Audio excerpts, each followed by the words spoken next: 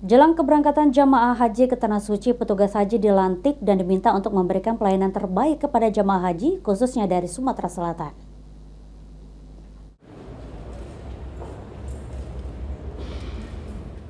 Sebanyak 7.012 jamaah haji asal Sumsel akan melaksanakan keberangkatan haji dalam waktu dekat.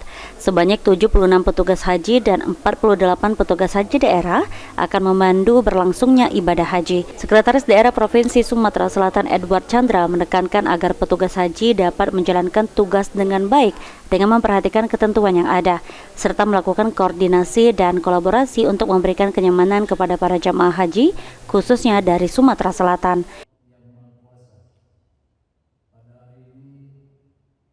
Ya, tentu pada para panitia atau petugas embarkasi ini dapat menjalankan tugas dengan ikhlas dan sebaik-baiknya dan memperhatikan betul SOP-nya, kemudian juga kolaborasi, sinkronisasi, koordinasi penting semata-mata semua untuk memberikan kenyamanan kepada jamaah haji kita agar mereka nyaman untuk berangkat, kemudian juga bisa menjalankan ibadah haji juga di Tanah Suci juga dengan lancar, selamat dan kembali ke Sumatera Selatan yang menyandang pendidikan haji yang mabrur dan mabrur sekaligus juga sehat, itu yang kita harapkan.